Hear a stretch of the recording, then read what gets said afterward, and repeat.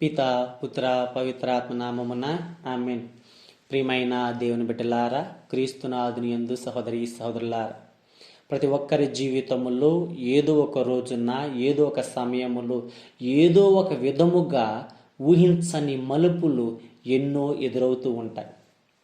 అట్టి మలుపులు కొంతమంది జీవితాలలో తిరస్కారానికి గురి చేస్తాయి, కొంతమంది జీవితాలు నిస్సహాయులుగా నెట్టివేస్తాయి, మరికొంతమంది జీవితాలలో మోయలేని భారమును, భరించలేని హృదయ వేదనను, కష్టాలకు గురి చేస్తూ వారి జీవితాలను చిన్నాభిన్నము చేసి నేలమట్టానికి అవి త్రొక్కివేస్తూ ఉంటాయి. అట్టి సమయాలలో మన జీవితము ఒక శాపముగాను, కష్టాలు, బాధలు, ఇబ్బందులు దాని అనుచరులుగా మన పైన దాడి చేస్తున్నాయని మనం భావిస్తూ ఉంటాం. కానీ ఇవన్నీ కూడా జీవితంలో శాపము కాదు, ఇది ఒక ఆశీర్వాదమని మనం గ్రహించుకోవాలి. ఎందుకనగా ప్రవక్తలు, పునీతులు, మన రక్షకుడైనటువంటి యేసుక్రీస్తు ప్రభువారు ఈ మార్గము గుండానే పయనించి ఉన్నారు. మన రక్షణ ప్రయాణములలో, దేవుని చేరుకునే మార్గములలో మనము కూడా ఈ 3 విధాలుగా తిరస్కరించబడుతూ ఉంటాం. కానీ ప్రభువు ఒక భరోసాని ఇస్తూ ఉన్నాడు. అదేమిటంటే, నీవు తిరస్కరించబడినప్పుడు ధైర్యంగా నుండుము. ఎందుకనగా సైన్యములకు అధిపతి అయిన ప్రభు మనకు అండగా నుండును. నీ దాపున 1000 మంది కూలినా, నీ కుడి ప్రక్కన 10,000 మంది పడినా నీకు ఎట్టి అపాయమును కలగదు అని కీర్తనకారుడు ద్వారా ఒక నమ్మకాన్ని ఇస్తూ ఉన్నాడు. అయితే ఆయన వచ్చు వరకు ఓపికతో ఉండవలెను. ప్రభువు వేంచే దినములు సమీపిస్తూ ఉన్నాయి కనుక ధైర్యముగా ఉండాలి. ఆ ధైర్యములు సిద్ధపడుతూ ఉండాలి. తిరస్కరించబడుతూ ఉన్నప్పుడు దేవుని బలముగా పట్టుకోవడానికి ప్రయత్నిస్తూ ఉండాలి. ఎలైనా ఎప్పుడైతే తిరస్కరించబడ్డావో ఆ సమయములో మనము నిస్సహాయముగా ఉంటాము. దేవుని బిడ్డలారా, ఆ నిస్సహాయ స్థితి ఎలా ఉంటుంది అంటే, ఎండిన నేల వలె ఫలించలేకుండా నిరుత్సాహానికి దారితీసి అది అనుమానాన్ని మన జీవితంలో కలుగు చేస్తూ ఉంటుంది. ఈరోజు సువార్త పట్టణంలో చూస్తే మానవులందరిలో స్థాపకుడకు యోహాను కంటే అధికుడగు వాడు ఎవడునూ పుట్టలేదు అని ప్రభు నిశ్చయముగా తెలుపుతూ ఉన్నారు. అట్టి యోహాను గారు నిస్సహాయ స్థితిలో చెరలో ఉన్నప్పుడు తన అనుచరులను పంపి ప్రభునకు ఈ సందేశాన్ని వినిపిస్తూ ఉన్నారు. రాబోవాడవు నీవేనా, లేక మేము మరొకరి కొరకు వేచి ఉండవలెనా అని. అంటే దేవుని బిడ్డలారా, నిస్సహాయ స్థితిలో అనుమానమును గురి చేస్తూ ఉంది. ఏలి అంటి వాడే అటువంటి నిస్సహాయ స్థితిలో ప్రార్థన చేస్తూ ఉన్నాడు, ప్రభు నా ప్రాణము తీసుకో అని. కానీ మన ప్రభువు ప్రాణం తీసువాడు కాదు. మన ప్రభు నిస్సహాయ స్థితిలో విడిచిపెట్టువాడు కాదు. కనుకనే యోహాను శిష్యుల ద్వారాగా ఆయనకి సందేశాన్ని పంపుతూ ఉన్నాడు. మీరు చూచినది వినిది చెప్పండి, ప్రవక్తల ప్రవచనాలు నెరవేరాయని. ఆయన వేరే వారి కోసం ఎదురు చూడనవసరం లేదు అని. అదే విధముగా ఎలీయా గారి చెంతకు పంపిస్తూ ఉన్నాడు తన దూతను మార్గచూపరిగా ఉంటూ నడిపించడానికి. మన జీవితాలలో ఎవరైతే నిస్సహాయ స్థితిలో ఉంటారో అట్టి వారికి దేవుడు ఎప్పుడూ కూడా ఏదో ఒక విధంగా తోడ్పడుతూ ఉంటాడు.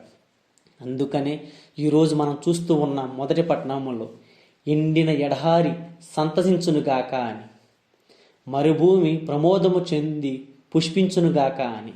అంటే దేవుని బిడ్డలారా గమనించండి, నిన్ను రక్షించే ప్రణాళిక, నిన్ను కాపాడే యొక్క ప్రణాళిక ప్రభువు సిద్ధము చేసి ఉన్నాడు. ఎడారిలో ఉన్న జీవితమును ఆయన ఫలింప చేయడానికి, మరుభూమిలో ఉన్నటువంటి మనలను పుష్పింప చేయడానికి తన యొక్క మార్గము సిద్ధపరుచుకుని ఉన్నారు. మరి మనం మాత్రము చేయవలసింది ఏమిటి అంటే, రైతు ఏ విధముగా అయితే సమస్తము కృషి చేసి విలువైన పంట కోసం ఓపికతో ఎదురు చూస్తూ ఉంటాడో అట్టి విధముగా మనము కూడా ఓపికతో, సహనముతో ప్రభు వచ్చు వరకు ఎదురు చూడాలి. ఆయనకు అనుగ్రహ వర్షము కోసమై కాచుకొని జీవించాలి. అట్టి సమయములో నీకు ప్రభువు తోడ్పడి తన యొక్క సహాయమును అందించడానికి ఆయన రాబోతూ ఉన్నాడని గ్రహించుకోవాలి. మరి మూడవదిగా, మనం గాయపరచబడినప్పుడు దేవునికి, దైవ రాజ్యానికి దగ్గరవుతూ ఉన్నామని ఆనందపడాలి. ఎందుకనగా గాయముల చేత బలహీనపడినప్పుడు, బాధల చేత తొట్టిల్లినప్పుడు, శత్రువులపై విజయాన్ని సాధించలేనప్పుడు మనము ధైర్యముతోనూ ఆనందముతోనూ ఉండాలి. ఎందుకనగా మన ప్రభు యెషయా ప్రవక్త ద్వారాగా ఈరోజు వాగ్దానాన్ని ఇస్తూ ఉన్నాడు. మీరు ధైర్యము తెచ్చుకొనడు, దేనికి భయపడకుడు, శత్రువులకు ప్రతీకారము చేయుటకును, విరోధులను శిక్షించి మేము కాపాడుటకును మీ ప్రభువు వచ్చుచున్నాడు అని. అనగా మనము తిరస్కరించబడ్డామా, నిస్సహాయాలుగా ఉంటూ ఉన్నామా, అనేక విధాలుగా గాయపడుతూ ఉన్నామా? అయితే ప్రభు వాగ్దానం చేస్తూ ఉన్నాడు, మీరు ధైర్యంగా ఉండండి, భయపడమాకండి, ఎట్టి సమస్యల నుంచైనా కాపాడడానికి, రక్షించడానికి మీ ప్రభు వచ్చుచున్నాడు అని. అనగా దేవుని బిడ్డలారా, మన జీవితముల్లో తగిలే ప్రతి గాయము కూడా ఒక్కొక్క పరీక్షగా మనం భావించాలి. ఎందుకనగా ఆ పరీక్ష మనలను సారవంతమైన నేలగా మలిచి దానిలో దేవుని మహిమ ఫలాలను పండించడానికి ప్రభు ఏర్పరిచిన ఇది ఒక ప్రణాళికగా మనం తీసుకోగలగాలి.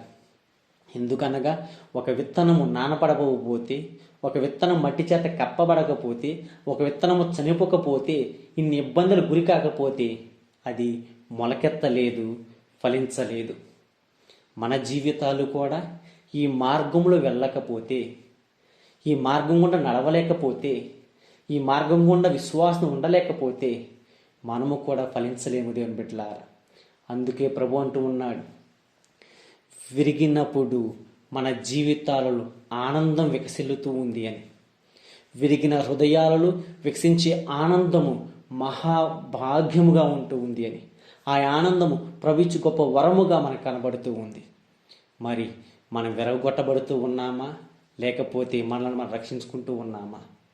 ప్రభువు కొరకు ఎదురు చూస్తున్న మనము విరగొట్టబడాలి, నలపబడాలి, బాధపడాలి. ఇవన్నీ మనలను దృఢముగా చేస్తూ ఉంటాయి.